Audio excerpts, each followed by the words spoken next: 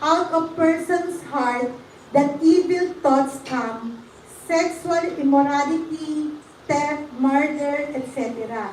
So ito po yung mga sinasabi na pagka tayo ay nasa Panginoon, para magkaroon tayo ng pure na puso, dapat wala na po sa atin yan. Yan po yung abstaining from extramarital, from all sexual intercourse, doon sa mga lalaki at babae. Kailangan loyal tayo, faithful tayo sa ating asawa. At doon naman sa mga dalaga at binata, hindi pwede tayo doon sa I touch myself. At hindi din po tayo pwede doon sa masturbation. Nasa writings po yan ni Mrs. White na masama po yung mga bagay ngayon. Kasi po yung cellphone, malaking epekto din yan sa atin di ba? Nakikita natin kahit anong pindutin mo, makikita mo yung mga babae, ang mga damit nila, ang mga kilos nila. Kailangan pagka tayo ay magkaroon ng pure heart, wala din sa atin yung pagnanasa. Kahit makita natin yung mga babae na nakahubad yan, nakaganyan, wala tayong pagnanasa. So doon natin makikita na pure na yung ating puso. At yung number 12 po ay yung good. Tayo po ay mabuti. Ang ating pong ginagawa, lahat ay mabuti.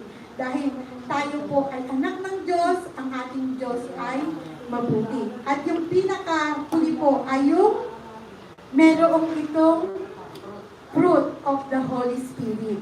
So pagka tayo po lahat ay merong pag-ibig, kagalakan sa lahat ng ating ginagawa. Tapos meron tayong kapayapaan, meron tayong pagtitiyaga, at meron tayong kagandahang loob. Dito sa kagandahang loob, nung last month, merong isang estudyante sa Batangas. Ano siya, mag-objective siya dito sa Manila. Usually, maliit lang po yung bahay namin, ganito lang po kalaki. Wala po siyang masyadong mahal yung bahay sa Makati. So, nung sabi nung ko, nanay, mag-share na lang siya dito sa bahay natin. Tapos sabi ko, aliit lang ng bahay natin. Sabi ko ganun. Pero sa totoo lang, sa sarili ko, gusto ko ng privacy. Kasi nga, maliit lang yung bahay namin. Pero nung inisip ko, sabi ko, Panginoon, siguro ito yung panahon para makatulong ako dun sa bata. Na kahit mo lang sa paraan na to, matulungan ko siya na makapag-aral siya, makapag-OJT siya dito ng kahit sa gastos, matulungan ko siya. So, nung nabibigay siya sa akin ng ate, ito po yung share ko. Sabi ko sa kanya, wag na utoy, basta't pagbutihin mo yung pag-OJT mo, pag ikaw ay isa ka ng chef, mag-feeding ka doon sa labas, sabi ko gano'n.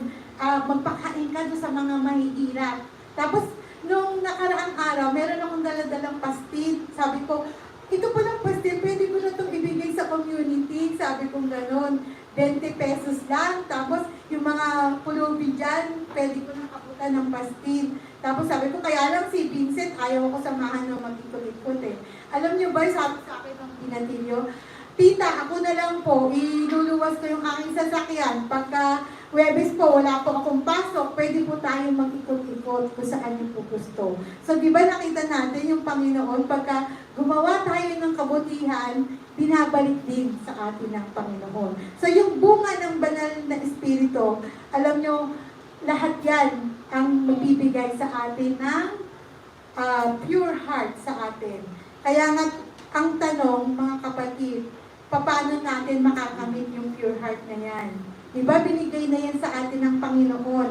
Yung blood niya na nabuhos doon sa krus, ipagpatuloy na lang natin na lumakad na may kabanalan. At lagi nating ipanalangin mga kapatid na likhaan tayo ng Panginoon palagi ng mabuting puso at magbangon siya ng bagong katauhan sa atin. Dahil lahat ng kasalanan natin, pag hiningi natin ng kapatawaran sa Panginoon, napakabuti niya na tayo ay papatawarin. Nawa pagpalain tayo ng ating Panginoon at lagi nating tandaan si Jesus ang ating first love. Amen. Amen.